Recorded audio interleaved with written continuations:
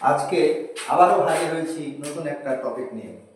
এটা আমরা কিছু বিষয়কে লিঙ্ক করার চেষ্টা করব এবং সেভাবে আমাদের স্টাডিটাকে বুস্ট আপ করব। তো আজকে যেটা পিডিএফ, পড়ার পিডিএফ নয়, এটা অন্য পিডিএফ। কেমন? এটা পিডিএফ নয়, এটা হচ্ছে পিডিবিডিএফ। পিডিবিডিএফ কি পাল করে করবো? এটা আরবিপিকে, আরবিপিকে, আরবিপিকে পিডিবিডিএফ। তো দেখ আরবিপিকে কয়টা সংখ্যা আছে এখানে, কয়টা লেটার আছে? চারটা। চার।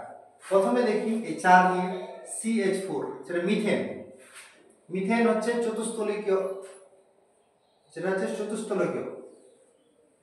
মিথেনের যদি স্ট্রাকচার দেখি আমরা,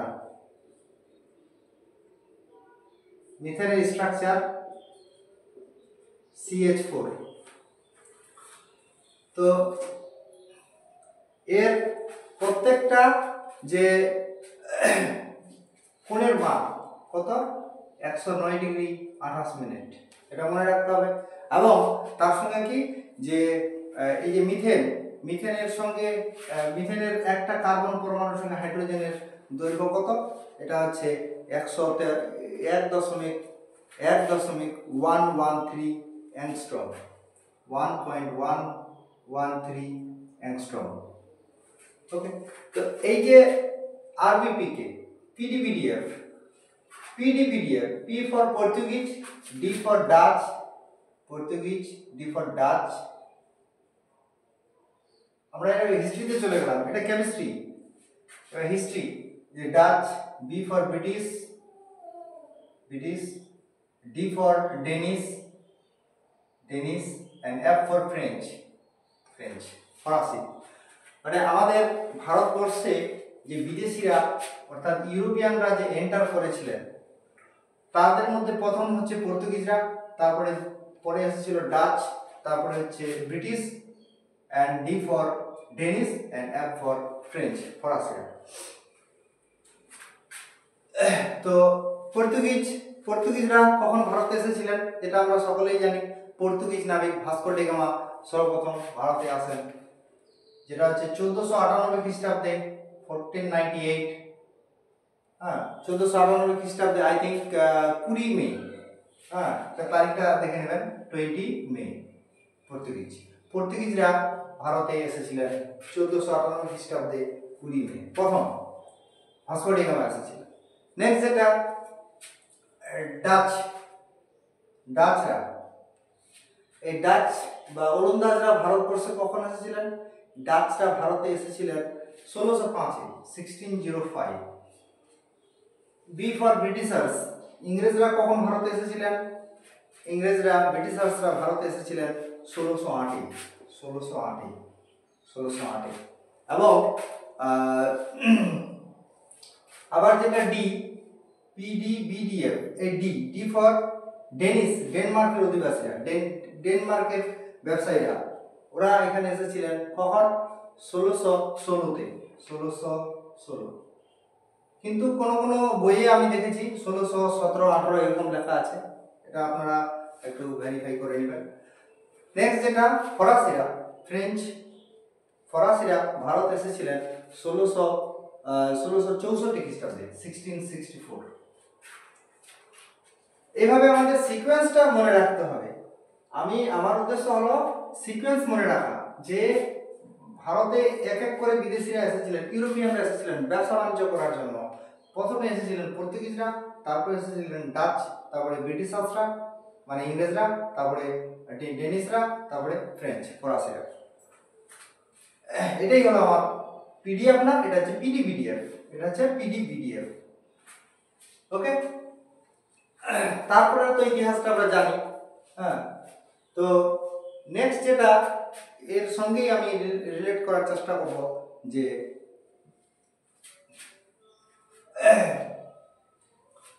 আরবিপিকে কি?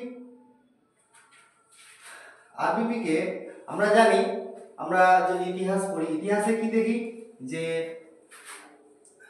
4টা বৌদ্ধ সম্মেলন হয়েছিল।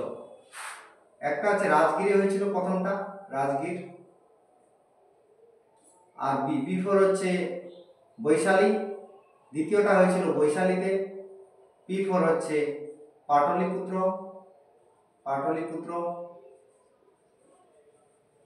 এন্ড নেক্সট হচ্ছে কাশ্মীর।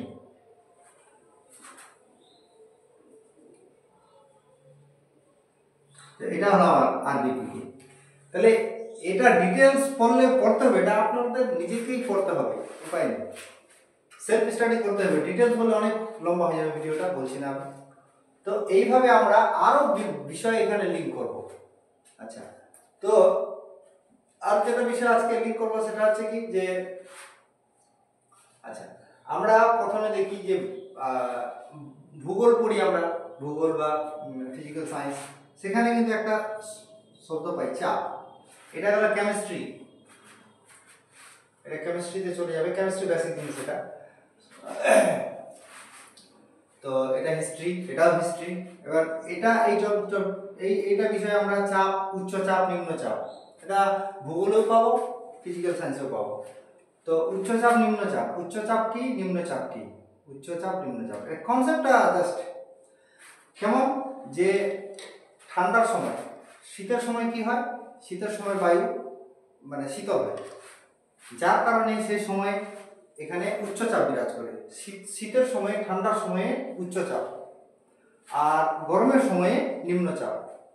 এটা শুনতে একটু উদ্ভট লাগছে, কেমন, গরমের সময়ে নিম্নচাপ, গরমের সময়ে হচ্ছে নিম্নচাপ, কারণ এখানকার বায়ুটা গরম হয়, শীতল বায়ুটা আসার চেষ্টা করে এখানে, তো এটা হলো নিম্নচাপ। এবার গরম শীতের সময়ে উচ্চচাপ, কেমন, ঠান্ডা থাকে, ঠান্ডা বায়ু থাকে এখানে, তো এটা বায়ু অন্য জায়গায় যাওয়ার চেষ্টা করে, যার জন্য উচ্চচাপ। গরমের সময় উচ্চচাপ, শীতের সময় নিম্নচাপ। সরি ভুল বললাম, গরমের সময় নিম্নচাপ আর শীতের সময় হচ্ছে উচ্চচাপ। মানে শীতের সময় ঠান্ডা বায়ুটা গরম জায়গাতে যাওয়ার চেষ্টা করে, গরম জায়গায় যায়, এবং গরমের সময় ঠান্ডা বায়ু এখানে আসে, তার জন্য ওটা হলো নিম্নচাপ। যখন আসবে তখন নিম্নচাপ, যখন বায়ুটা অন্য জায়গায় যাবে তখন সেটা হবে উচ্চচাপ। তো এবার আরেকটা বিষয় যেটা যে এর সঙ্গে আমরা ওয়েদার, ক্লাইমেট, ওয়েদার কি যে ওয়েদার মুহূর্তের মধ্যে চেঞ্জ হতে পারে। ওয়েদার 30-35 বছরের গড় আবহাওয়াকেই বলা হচ্ছে ক্লাইমেট, জলবায়ু। এই নিয়ে আমরা জিওগ্রাফিতে অনেক কনফিউজ তৈরি হয়ে যায়, ওয়েদার, ক্লাইমেট হয়ে গেল। এটা এগুলো টপিক জিওগ্রাফিতেও পাওয়া যায়, ফিজিক্যাল সায়েন্সেও পাওয়া যায়। ওকে, নেক্সট যেটা বিষয় নিয়ে আলোচনা করব, আমরা হিস্ট্রিতে দেখেছি স্বামী বিবেকানন্দ। আমরা তার জন্ম দিবস যেটা জানি সবাই 12 জানুয়ারি, 12 জানুয়ারি বা 12 জানুয়ারি 1863, 12 জানুয়ারি আমরা যেটা জাতীয় যুব দিবস হিসেবে পালন করি। কিন্তু আমরা দেখি যে স্বামী বিবেকানন্দের গুরু কে ছিলেন, রামকৃষ্ণ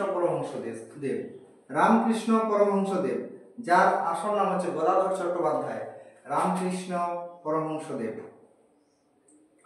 এটা ডিটেলস পড়তে হবে, নিজে সেলফ স্টাডি করতে হবে।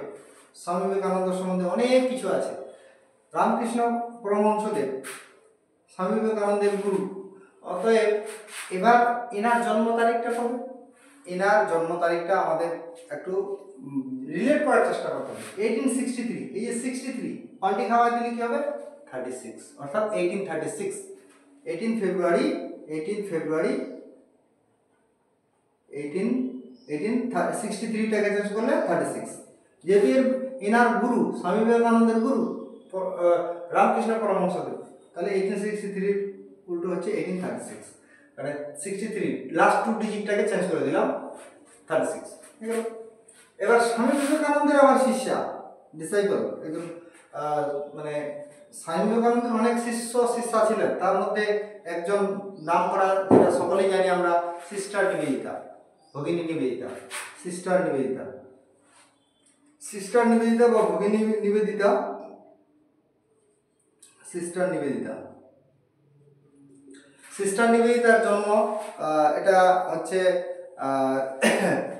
সিস্টার নিবেদিতা যার জন্ম হচ্ছে 28 অক্টোবর 1867, 28 অক্টোবর 1867 এবং ইনি মারা গিয়েছিলেন কখন? সিস্টার নিবেদিতা 1911 13 অক্টোবর যতদূর সম্ভব 1911। এবার 1911 ইয়ারটা আমরা সকলেই জানি, আমাদের ক্যাপিটাল সিটি কলকাতা থেকে দিল্লিতে ট্রান্সফার হয়েছিল, এটা সকলেই জানি আমরা। এরকম করে রিলেট করে করে আমরা পড়বো বিষয়গুলো, নাহলে পড়া তো অনেকগুলো, হিস্ট্রিতে যেতে হবে, জিওগ্রাফিতে, এইভাবে বিষয়গুলোকে কোরিলেট করার চেষ্টা করব। এবার হচ্ছে এই যে 13 অক্টোবর, এখান থেকে 1911 13 অক্টোবরে তিনি মারা গিয়েছিলেন। 13 দিয়ে আমি যদি আবার ধরি, যেটা আমরা জানি সকলেই, রবীন্দ্রনাথ ঠাকুর তিনি নোবেল পুরস্কার পেয়েছিলেন কখন? 1913-এ রবীন্দ্রনাথ ঠাকুর নোবেল অ্যাওয়ার্ড পেয়েছিলেন। কিসের জন্য? ফর সং অফারিং,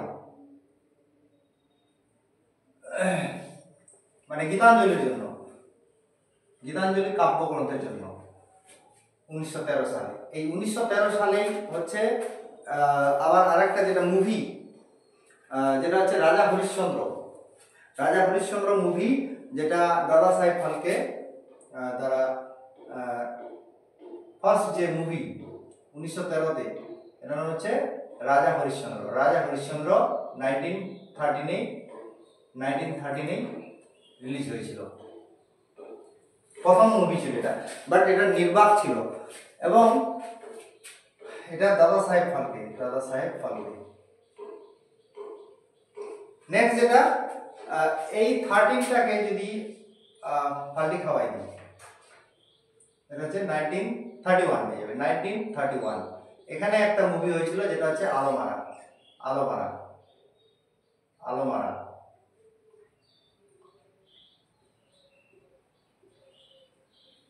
এটা ছিল সবাক চলচ্চিত্র প্রথম, আলোমারা।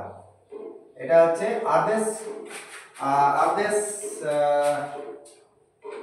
নাম, ডাইরেক্টরের নাম হলো, ডাইরেক্টরের নামটা এই মুহূর্তে মাথায় আসছে না, আদেশ ইরানি হবে, আদেশ ইরানি, তাও দেখে নেবেন একটু।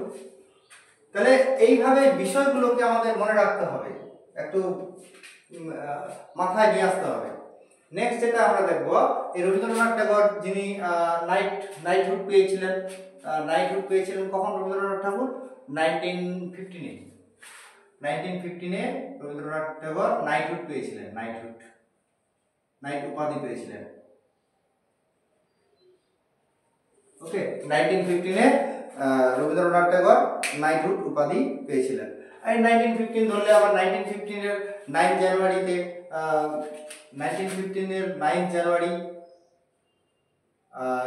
যেদিন হচ্ছে প্রবাসী দিবস হিসেবে পালন করি, এই দিনকে মহাত্মা গান্ধী সাউথ আফ্রিকা থেকে ইন্ডিয়া এসেছিলেন। South Africa to India Mahatma গান্ধীর এন্টার হয়েছিল। মহাত্মা গান্ধী, এটা ডিটেলস আরো আছে মহাত্মা গান্ধীর সম্বন্ধে, আমরা আজকে যাচ্ছি না, পড়তে হবে, এগুলো পড়তে হবে এই টপিকগুলো। নেক্সট যেটা আমরা ডিসকাস করবো, একটু জাস্ট টপিকগুলো আমি রিলেট করার চেষ্টা করছি। নেক্সট যেটা, যে এই 1913-কে যদি ধরি আমি, 1913 এই সালে আরেকটা ইভেন্ট হয়েছিল, কি যে গদর পার্টি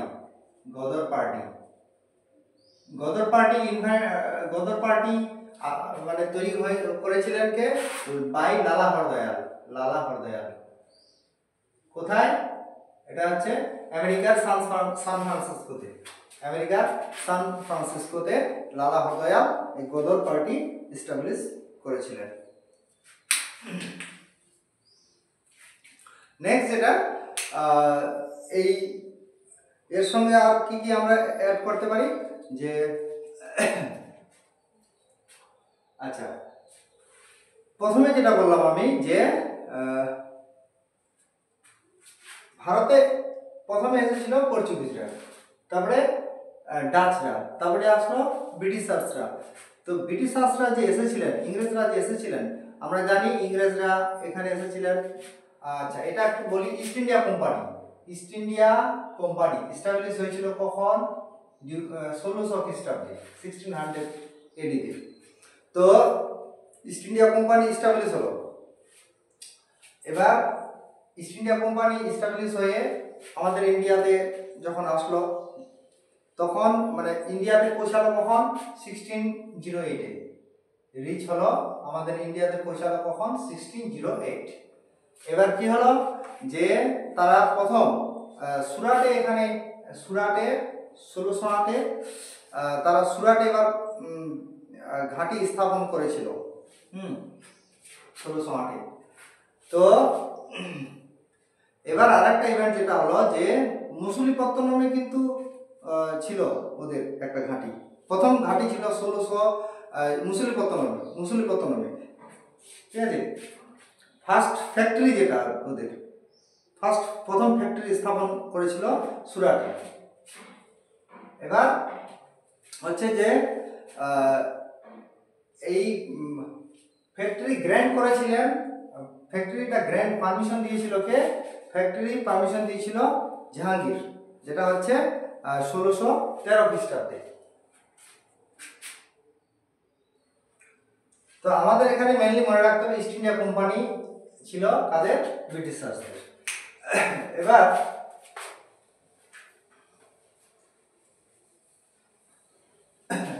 নেক্সট যেটা বিষয়, যে এই যে ইস্ট ইন্ডিয়া কোম্পানি হচ্ছে এটার মানে কার্য, এটার যে অ্যাক্টিভিটি চললো কত পর্যন্ত?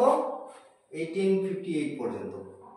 1858 এটার অনেক ঘটনা আছে, পলাশীর যুদ্ধ, সিপাহী বিদ্রোহ, মাঝখানে আরো অনেকগুলো বিদ্রোহ রয়েছে, সেগুলো এখানে ডিসকাশন করলে অনেক বড় হয়ে যাবে।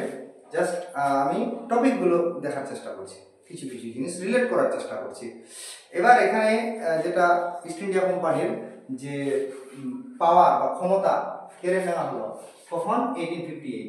এখানে একটা ঘটনা আছে যেটা হলো কি, গভর্নমেন্ট অফ ইন্ডিয়া অ্যাক্ট 1858, যেটা হচ্ছে আগস্টের 2 তারিখে ইউনাইটেড কিংডম ইউকে থেকে পাস হয়েছিল, মানে ওখানকার পার্লামেন্ট থেকে, ইংল্যান্ডের পার্লামেন্ট থেকে। তো এবার ইস্ট ইন্ডিয়া কোম্পানির ক্ষমতা কেড়ে নিয়ে কার হাতে ক্ষমতা গেল? চলে গেল মহারানী ভিক্টোরিয়ার হাতে।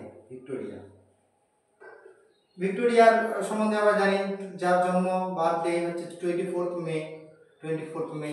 হ্যাঁ, এটা আলিগড় মুসলিম ইউনিভার্সিটি যে, বা Aligarh Anglo Mohammedan Anglo oriental college, যেটা 1875 এস্টাবলিশ হয়েছিল, করেছিলেন স্যার সৈয়দ আহমেদ খান। তিনি এই তার 56তম জন্মবার্ষিকীতে 56তম জন্মবার্ষিকীতে তার কাজ শুরু করেছিলেন। এবার নেক্সট যেটা বিষয়, যে ভিক্টোরিয়া কি করলেন? মহারানী ভিক্টোরিয়া লর্ড ক্যানিংকে ভাইসরয় পদে নিয়োগ করলেন। তাহলে লর্ড ক্যানিং কখন ভাইসরয় পদে নিয়োগ হয়েছিলেন? 1 নভেম্বর 1858 ঠিক আছে। এবার নেক্সট যেটা,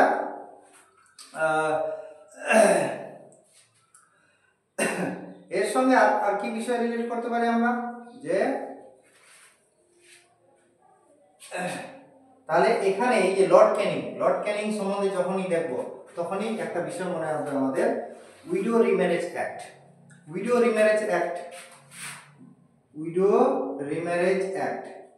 যেটা অ্যাক্ট 15 নামেও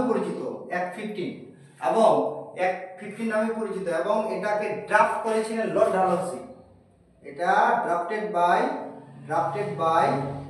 লর্ড ডালহৌসি।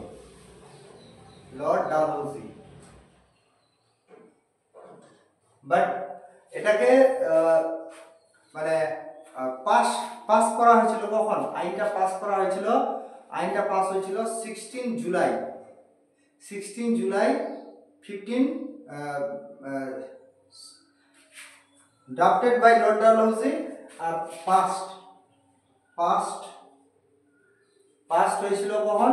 16 জুলাই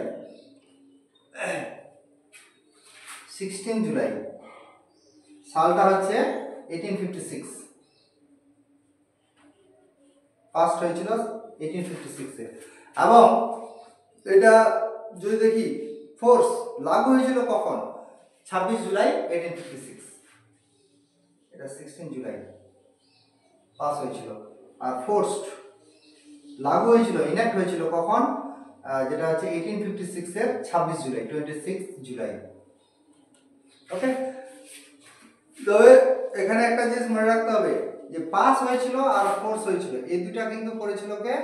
লর্ড ক্যানিং। এই দুটার সঙ্গে রিলেটেড হচ্ছে লর্ড ক্যানিং। কিন্তু লর্ড ক্যানিং ভাইসরয় পদটা লাভ করেছিলেন কখন? লর্ড ক্যানিং ভাইসরয় পদ লাভ করেছিলেন 1 নভেম্বর 1858। এখানে তিনি গভর্নর জেনারেল ছিলেন এই সময়টাতে।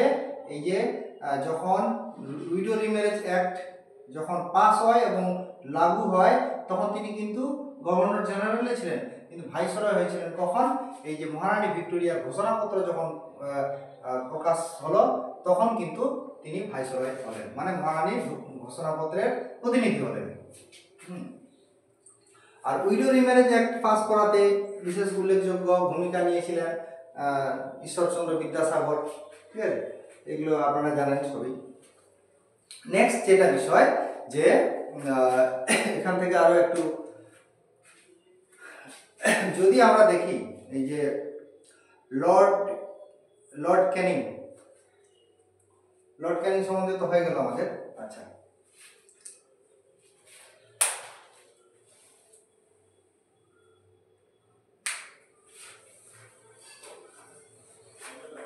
নেক্সট যেটা বিষয় নিয়ে আলোচনা করব, যে এখানে যেমন পাস হলো, ফোর্স হলো, ঠিক সেরকম আমাদের ইন্ডিয়ান পলিটিতে দুটো বিষয় আছে। আমরা জানি যে কনস্টিটিউশন, আমাদের ভারতের সংবিধান, যেটা আমাদের ভারতের সংবিধান তৈরি করতে সময় লেগেছিল কত? 2 বছর 11 মাস, 2 years 11 months and 18 days। কোনো বইয়ে 17 days আছে, এটা দেখে নিতে হবে। যাই হোক, 18 days-টাই ধরবো আমি। 2 years 11 months 18 days। এই সংবিধানটা, আমাদের ভারতের সংবিধান দীর্ঘ এতদিন সময় লাগলো, প্রায় 3 বছর। এবং এটা ইনেক্ট হয়েছিল, এটা যেটা আমরা জানি যে অ্যাডাপ্ট হয়েছিল, মানে গ্রহণ করেছিলাম। হ্যাঁ, আমরা গ্রহণ করেছি সংবিধানটা কখন? 26 নভেম্বর 1949। বাট এটা ইনেক্ট লাগু হয়েছিল কখন? ইনেক্ট হয়েছিল 26 জানুয়ারি 1950। ওকে, এখানেও দুটো ইভেন্ট আছে, অ্যাডাপ্ট আর ইনেক্ট। এখানে পাস আর ফোর্সড, এই অ্যাক্ট 15 যেটা উইডো রিম্যারেজ অ্যাক্ট যেটা। ওকে, নেক্সট যেটা এখানে একটা বিষয় মনে রাখতে হবে আমাদের, যে এই যে লর্ড ক্যানিং এর টেনিওর কিন্তু 1862 আপ টু 1862 তিনি ছিলেন ভাইসরয়, এজ এ ভাইসরয়। 1862, এবার 1862 সালটা কি জন্য ইম্পর্টেন্ট? 1862 তে কি হয়েছিল? IPC, Indian penal code, IPC. আর কি হয়েছিল? আইপিসি, আর হয়েছিল তোমার কি হাইকোর্ট এস্টাবলিশ হয়েছিল, কলকাতা, মাদ্রাজ, বোম্বে। হ্যাঁ, তো কলকাতা হাইকোর্ট হচ্ছে সবচেয়ে পুরাতন, প্রথম আর কি কলকাতা হাইকোর্ট। ক্যালকাটা হাইকোর্ট তখন নাম ছিল ক্যালকাটা থেকে কলকাতা কখন হলো? 2011 সালে। হ্যাঁ, ক্যালকাটা হাইকোর্ট, এটা ছিল প্রথম হাইকোর্ট, যেটা আমরা ক্যালকাটা হাইকোর্ট এস্টাবলিশ হলো। এবার নেক্সট আর কি হয়েছিল? এই সময়ে 1862 তে জয়ন্তিয়া আপরাইজিং হয়েছিল। হ্যাঁ, জয়ন্তিয়া আপরাইজিং মানে জয়ন্তিয়া মানে বিদ্রোহ, এটা গারো খাসি জয়ন্তিয়া মেঘালয় রাজ্যে রয়েছে। খাসি হচ্ছে মেঘালয় রাজ্যের খাসির ওখানেই আছে শিলং। খাসি পাহাড়ের সর্বোচ্চ শৃঙ্গ হচ্ছে শিলং। শিলং হচ্ছে মেঘালয় রাজ্যের রাজধানী। তো জয়ন্তিয়া আপরাইজিং, ওকে। এইসব ইভেন্টগুলো হয়েছিল 1862 তে, মানে লর্ড ক্যানিং লর্ড ক্যানিং এর টেনিওর, তার সঙ্গে এই তিনটা বিষয় আমরা রিলেট করে দিতে পারি, মানে লাস্ট টেনিওর। তারপরে এখানে আর কি আমরা অ্যাড করব, যে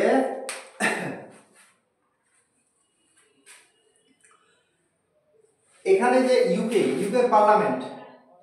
পার্লামেন্টের আরেকটা নাম কি? ইউকের পার্লামেন্ট থেকে এটা পাস হয়েছিল। কোনটা? ইউকের পার্লামেন্ট হচ্ছে এই government of India act pass হয়েছিল ইউকের পার্লামেন্ট থেকে 1858 এর আগস্ট 2 তে।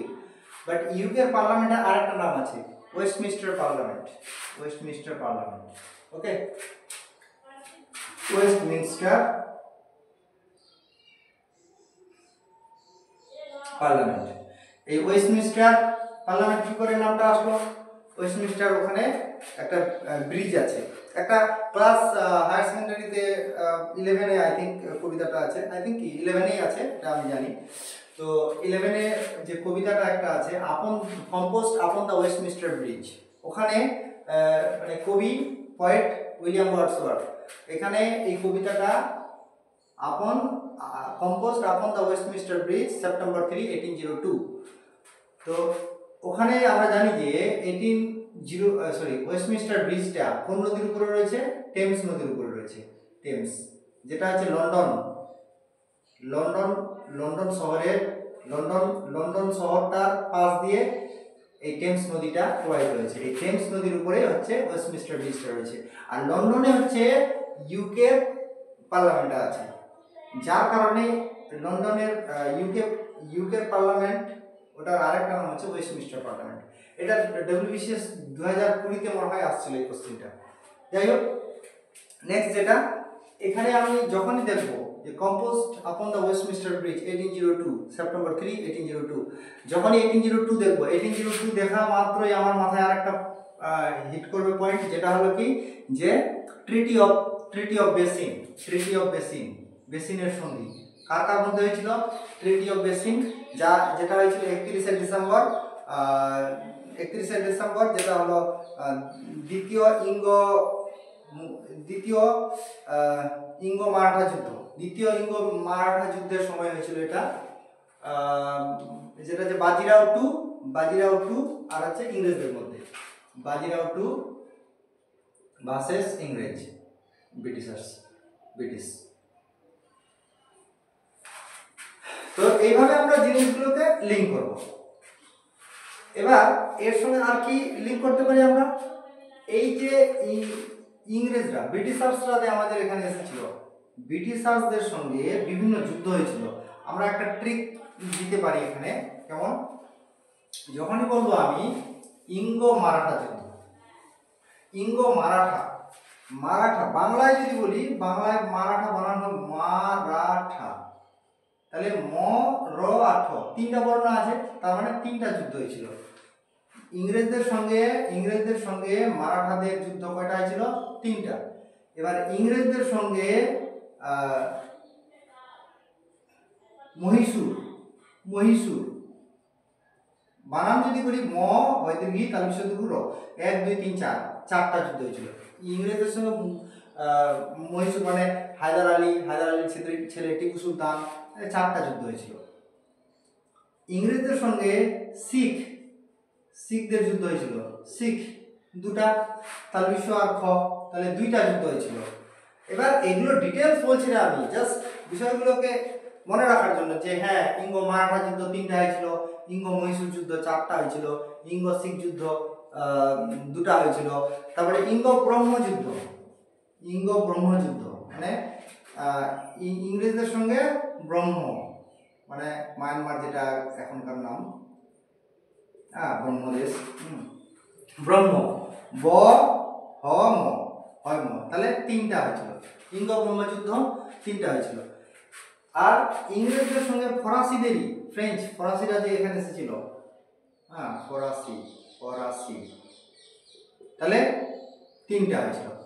এইভাবে মারাঠা, মহীশূর, শিখ, ব্রহ্ম, ফরাসি, বানান বাংলা বানান জানলেই আমাদের কয়টা যুদ্ধ হয়েছিল কার সঙ্গে হয়ে গেল, সিম্পলি একদম। মারাঠা তিনটা, ইংরেজদের সঙ্গে মহীশূরের যুদ্ধ হয়েছিল চারটা, ইংরেজদের সঙ্গে শিখের যুদ্ধ দুটা, ইংরেজদের সঙ্গে ব্রহ্মদেশের যুদ্ধ হয়েছিল বা ব্রহ্মদের যুদ্ধ হয়েছিল তিনটা, ইংরেজদের সঙ্গে ফরাসিদের যুদ্ধ হয়েছিল তিনটা। এটা হলো একটা ট্রিক। তো এইভাবে আমরা আরো বিভিন্ন বিষয় লিঙ্ক করতে পারি। আচ্ছা, এখানে আরেকটা যেটা হলো যে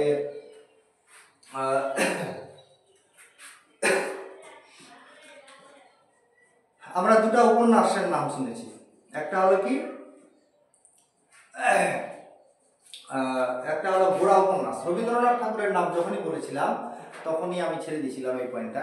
রবীন্দ্রনাথ ঠাকুর যখন বলেছিলাম, রবীন্দ্রনাথ ঠাকুর তিনি 1913 সালে নোবেল পুরস্কার পেয়েছিলেন সাহিত্যে। তিনি ছিলেন এশিয়া মহাদেশের প্রথম নোবেল জয়ী ব্যক্তি। এবং ওই রবীন্দ্রনাথ ঠাকুরের একটা উপন্যাস যেটা হলো গোড়া উপন্যাস, বিখ্যাত উপন্যাস, সবাই জানি আমরা গোড়া, চোখের বালি। এই গোড়া উপন্যাস যেটা লেখা হয়েছিল কখন, গোড়া উপন্যাসটা লেখা হয়েছিল 1907 থেকে 1909। আর 1907-এ কি আবার গঠন হয়েছিল, যেটা ইন্ডিয়ান ইকোনমিতে আমরা পাবো, জিওগ্রাফিতেও পাবো, ইন্ডিয়ান ইকোনমিতে মেনলি এগুলো আছে। যেটা হচ্ছে TISCO, tata iron and steel company, tata iron and steel company, যেটা 1907-এ ইস্টাবলিশ হয়েছিল। ওকে, এবং গোড়া উপন্যাসে যদি দেখি, এই গোড়া উপন্যাসে সামাজিক আর হচ্ছে রাজনৈতিক বিষয়কে, মানে সামাজিক এবং রাজনৈতিক পরিস্থিতিকে তুলে ধরা হয়েছিল। এবার আরেকটা যেটা চোখের বালি হচ্ছে রবীন্দ্রনাথ ঠাকুরের লেখা চোখের বালি। এই চোখের বালি উপন্যাসটা যেটা প্রকাশিত হয়েছিল কখন, চোখের বালিটা হচ্ছে 1903-এ 1903। এই চোখের বালি উপন্যাসে হচ্ছে কি বিষয় আছে এটা সকলেই আমরা পড়েছি। একটা বিধবা এবং দুজন পুরুষ ছিল,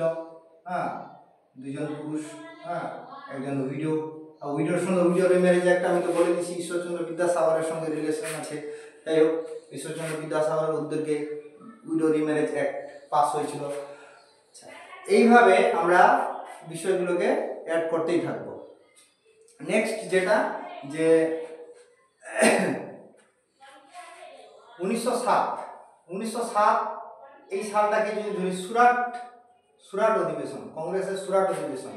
এখানে সুরাট স্প্লিট, মানে কংগ্রেসের মধ্যে চরমপন্থী নরমপন্থীর মধ্যে বিভেদ হয়ে যায়। যেটা সভাপতিত্ব করেছিলেন কে, রাসবিহারী ঘোষ। এবং এটা আবার 1907-এর সুরাট স্প্লিটটা, এটা মানে আবার জয়েনিং হয় কখন, 1916-তে, 1916। এটা একটা মনে রাখতে হবে যে চরমপন্থীদের পক্ষে থেকে কে ছিলেন, বাল গঙ্গাধর তিলক। তাহলে এখানে যদি বানানটা করি, বাল গঙ্গাধর তিলক,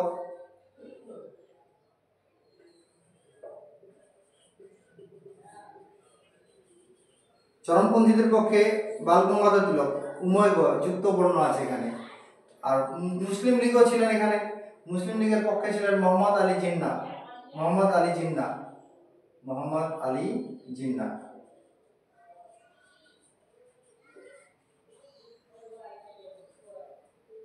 এখানেও যুক্ত বর্ণ আছে। এবং সভাপতিত্ব করেছিলেন কে, অম্বিকাচরণ মজুমদার।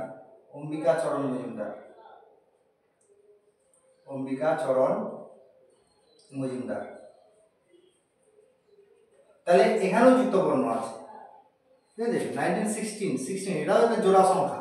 তাহলে 1916 যে জোড়া সংখ্যা, সব জোড়া লেগে যাচ্ছে, বিচ্ছেদ হলো, এখানে জোড়া লাগলো। কংগ্রেস, মুসলিম লীগ এবং চরমপন্থীদের মধ্যে একটা এখানে মিলন হলো। যাই হোক 16 জোড়া সংখ্যা, গঙ্গাধর জোড়া সংখ্যা, মানে উমৈব যুক্ত বর্ণ, মোহাম্মদ আলী জিন্না, মোহাম্মদ ময়ম জিন্না, অম্বিকা চরণ উমৈব যুক্ত বর্ণ, তাহলে সব এখানে জোড়া লেগে যাচ্ছে, এখানে বিচ্ছেদ হচ্ছে, স্প্লিট হচ্ছে, স্প্লিট, সুরাট স্প্লিট। যখন সুরাট হচ্ছে কি, সুরাট হচ্ছে আমরা জানি ডায়মন্ড সিটি অফ ইন্ডিয়া, সুরাটকে বলা হচ্ছে diamond city of India, diamond city of India.